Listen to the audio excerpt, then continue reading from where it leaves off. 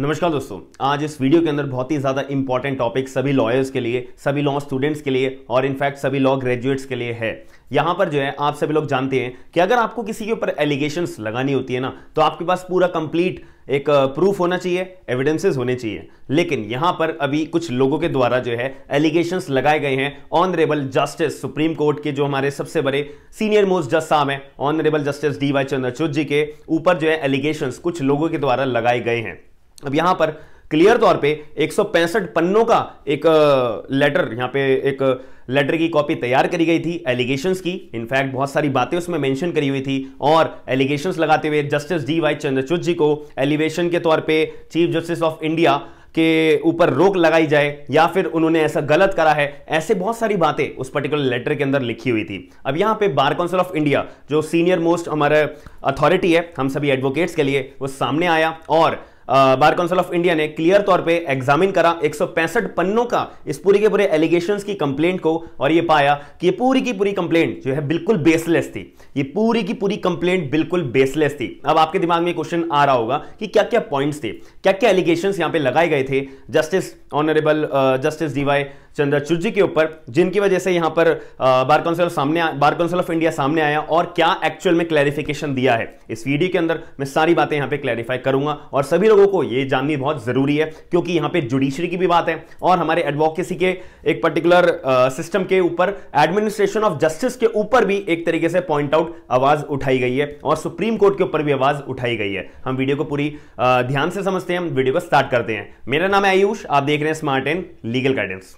सबसे पहली बात यहां पे आती है, बार काउंसिल ऑफ इंडिया ने कंडेम करा है, मतलब निंदा करी है कि भाई जो लेटर ये 165 पन्नों का कुछ लोगों के द्वारा एलिगेशंस लगाते हुए जो पास करा गया है और वायरल करा गया इनफैक्ट, तो उसके ऊपर जो है निंदा करी है अगेंस्ट द सुप्रीम कोर्ट जज। यहां पे जो है मुद्दे की बात एलिगेशंस लगाए गए थे honourable justice D Y. Chandrachud ji के ऊपर, जो अभी करंटली हमारे सीनियर मोस्ट जज ऑफ द सुप्रीम कोर्ट के तौर पे वो ट्रीट अपनी सर्विसेज दे रहे हैं। पहली बात यहां पे जो है ना, यूनियन लॉ मिनिस्टर ने अभी कुछ दिनों पहले एक लेटर इशू करा था कि जो हमारे करंट हमारे चीफ जस्टिस ऑफ इंडिया हैं जस्टिस यू ललित जी, इनको बोला था कि भाई आप जो है अब अपना नेक्स्ट सक्सेसर यानी कि next chief justice of India के चेयर पे आपके बाद कौन बैठेगा उनका आप नाम दीजिए। ऑब्वियसली सीनियर मोस्ट जज साहब थे, उनका नाम जाना था, तो जैसे नाम डिक्लेयर हुआ उसके बाद एक लेटर जो है वायरल करा गया कुछ लोगों के द्वारा कि उस लेटर में ना कुछ एलिगेशंस लगाए गए थे। पहला एलिगेशंस ये लगाया गया था कि जो ऑनरेबल जस्टिस डी.वाई. चंद्रचूड़ जी हैं, उन्होंने कुछ ऐसे ऑर्डर पास करे हैं, कुछ ऐसे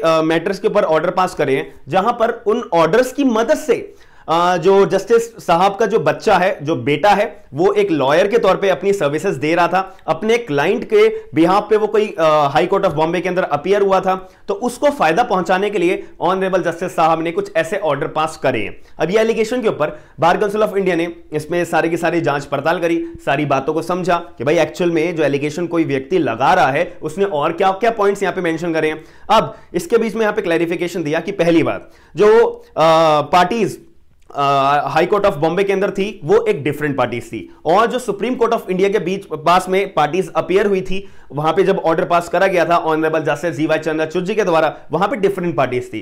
पहली बात। दूसरी बात, यहां पर जो ये ऑर्डर पास करा गया है ये एक रेगुलर ऑर्डर था, जहां पे जस्टिस डी.वाई. चंद्रचूड़ जी रेगुलर बेसिस पे ऑर्डर पास कर देते हैं। जैसे कि अगर कोई भी हाई कोर्ट के अंदर कोई मैटर या कोई पिटीशन या कोई एप्लीकेशन फाइल होती है, अब वो डिले हो रही है, अब वहां पे सुनवाई नहीं हो पा रही, तो उसको सुनवाई करवाने के लिए यहां पे ऑनरेबल जस्टिस ने कुछ एक कंसिडरेशन दी थी कि आइदर इस पिटीशन को आप कंसीडर करिए या फिर इस एप्लीकेशन को एक वेकेटिंग स्टे ऑर्डर के लिए पास कर दीजिए। बस इतनी सी बात थी, इस पर्टिकुलर मैटर्स के अंदर यहां पे ऑर्डर पास करा गया था और इसके लिए ऑनरेबल जो हमारे जस्टिस डी.वाई. चंद्रचूड़ जी है वो पूरे कॉम्पिटेंट है। लेकिन एलिगेशंस के अंदर एक बात यह भी बोली गई थी कि जो हमारे जस्टिस साहब हैं, पहली बात वो ऐसे मैटर्स को सुन नहीं सकते जिस मैटर के अंदर उनका पर्टिकुलर सन यानी कि बेटा इन्वॉल्व है, पर्टिकुलर एज अ लॉयर के तौर पे अपने क्लाइंट के बिहाफ पे वो डील कर रहा है। अब दूसरी बात, यहां पे जो ऑर्डर पास करे गए थे as per the bar council of point of view कि ये जो ऑर्डर पास करा गया था सुप्रीम कोर्ट की तरफ, भाई ये कोई मेरिट पे तो ऑर्डर पास हुआ ही नहीं, तो यहां पे तो कोई मुद्दा बनता ही नहीं है। तो इसी वजह से बार काउंसिल ऑफ इंडिया ने ये पर्टिकुलर एलिगेशंस को बेसलेस बोला। बहुत एक गलत कदम उठाया गया है लोगों के द्वारा नाम बदनाम करने के लिए, ऐसा ट्रीट करते हुए बार काउंसिल ऑफ इंडिया ने ये स्टेटमेंट अपनी रखी है। दूसरी बात, एक दूसरा एलिगेशन भी पर्टिकुलर 165 पन्नों की कंप्लेंट के ऊपर लगाया गया था जिसमें बोला गया जस्टिस जी वाई चंद्रचूड़ ने जो है डिसरिगार्ड करा एक सेटल्ड लॉ को, मतलब एक उल्लंघना करी है एक सेटल्ड लॉ का, जिसमें यहां पर जब justice D Y Chandrachud ji के सामने एक ऐसी एप्लीकेशन बहुत टाइम पहले आई थी कि जहां पर डिसमिस करा जाए, डिसमिस करी थी उन्होंने एक एप्लीकेशन को, एक प्ली को, जिसमें वो चैलेंज कर रहे थे कि रिस्ट्रिक्शन कुछ लगाई जाए उन लोगों के ऊपर जिन्होंने अपनी कोविड वैक्सीन अवेल अभी नहीं करी है। ठीक है, अब ऐसे ऑर्डर को उन्होंने जो डिसमिस कर दिया था, ऐसी एप्लीकेशन को उन्होंने प्ली को एक डिसमिस कर दिया था, और अपना पूरा जुडिशियल माइंड लगाते हुए, और obviously you are the supreme court of India जज, तो आपके पास पूरी अथॉरिटी है इस पर्टिकुलर एप्लीकेशन को सुनने की, रिजेक्ट करने की, क्योंकि आपका पास पूरी पावर है। जो आपको सही लगता है वो कर सकते हो, अपना जुडिशियल माइंड लगा सकते हो। अब यहां पे कोई एलिगेशन लगाए कि नहीं यार जज साहब ने गलत करा, ये बिल्कुल बेसलेस है,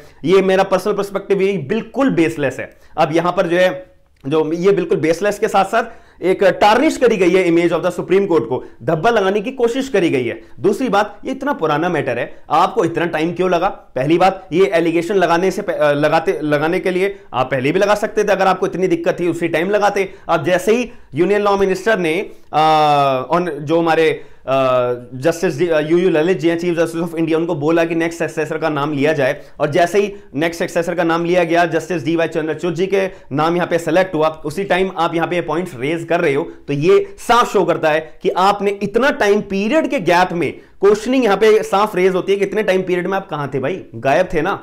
तो जब आपको एलिगेशंस लगाने चाहिए था, आप ये वाला पॉइंट पहले लेके आते, फिर यहां पे क्लैरिफिकेशन आपको बहुत अच्छे से मिल पाता, लेकिन नहीं, यहां पे क्लियर तौर पे इमेज को टार्निश करने की सुप्रीम कोर्ट ऑफ इंडिया की बिल्कुल सही तौर पे यहां पे इन्होंने इस्तेमाल करा, जो कि बिल्कुल गलत है। बार council of point of view से भी इन्होंने पूरा यही स्टेटमेंट दी है। अब आप लोग मेरे को पॉइंट ऑफ व्यू बताइए, ये जो दोनों एलिगेशंस यहां पे लगाई गई हैं, आप कितना मानते हो कि ये जो एलिगेशंस कुछ लोगों के द्वारा जो जस्टिस साहब पे लगाई है, कितनी सही है, कितनी गलत है? दूसरी बात यहां पे आती है, बार काउंसिल ऑफ इंडिया ने क्लियरली एग्जामिन करा पूरे 165 पन्नों की कंप्लेंट को, और डिक्लेयर कर दिया भाई मैलिशियस और बेसलेस है। अब यहां पे जो है सुप्रीम कोर्ट ने एक जो हमारे बार काउंसिल ऑफ इंडिया है, जो ये मैटर को सुन रहे थे, समझ रहे थे, उन्होंने ये भी बोला कि भाई हम पूरी जुडिशरी की रिस्पेक्ट करते हैं, और जो हम जानते हैं कि जो हमारे honourable justice G Y Chandrachud जी हैं, कितने ज्यादा ऑनेस्ट हैं, कितने ज्यादा फ्रूटफुल है, और कितने ज्यादा अपने सर्विसेज को देने के लिए कितने ज्यादा लॉयल है, तो हम उनको बहुत अच्छे से जानते हैं। तो कोई भी व्यक्ति ऐसी एलिगेशंस लगा के हमारे जस्टिस के ऊपर कोई भी तरह का टार्निश नहीं कर सकता, ये बिल्कुल बेसलेस है। और यहां पे सुप्रीम कोर्ट ऑफ इंडिया के सामने ये बात भी उन्होंने पेश करी है कि अप्रैल 2020 के अंदर जिन लोगों ने अभी जो एलिगेशंस लगाई है ना justice G Y Chandrachud ji के ऊपर, तो ये पर्टिकुलर उन लोगों के ऊपर ना already suo motu supreme court ने एक कंटेम्प्ट ऑफ कोर्ट का मुद्दा पहले सुना था। अप्रैल 2020 में suo motu contempt proceedings already उन लोगों के ऊपर लगाई गई थी। उन लोगों ने पहले भी अप्रैल 2020 के अंदर भी ऐसा काम करा था, जो अभी हमारे सुप्रीम कोर्ट के जज जो रिटायर्ड हो गए हैं अब, तो उनके ऊपर भी उन्होंने, इन जो 2-4 लोगों ने अभी जो एलिगेशंस लगाई हैं, उन लोगों ने दोबारा 2020 में पहले भी ये काम ऑलरेडी कर चुके हैं। झूठा यानी कि फॉल्स केस, फॉल्स और बेसलेस कंप्लेंट उन्होंने सुप्रीम कोर्ट ऑफ जज के ऊपर भी ऑलरेडी पहले लगा चुके हैं। भाई पहले भी उनको पनिशमेंट दी थी 2020 में 3 महीने की सिंपल इंप्रिजमेंट। अब 2022 आया, 2022 में उन्होंने दोबारा सेम काम ये करा है। अब देखते हैं कि उनके ऊपर क्या सजा मिलती है। आप लोग पूरी की पूरी ये पॉइंट को समझने के बाद क्या अपने पॉइंट ऑफ व्यू अपने मन में बना रहे हो, या अपने माइंड में आपके दिमाग में क्या चल रहा है, आप लोग अपना कमेंट बॉक्स में पॉइंट ऑफ व्यू जरूर बताइएगा। और इस वीडियो को आप ज्यादा से ज्यादा फैलाइएगा, ज्यादा से ज्यादा शेयर करिएगा, क्योंकि हम अपनी सुप्रीम कोर्ट ऑफ इंडिया के जो इमेज है उसको डाउन बिल्कुल भी नहीं होने देंगे। तो इसीलिए ज्यादा से ज्यादा वीडियो को लाइक करिए, शेयर करिए और लोगों तक ये अवेयरनेस पहुंचाइए। हम मिलते हैं नेक्स्ट वीडियो के अंदर। थैंक यू, धन्यवाद।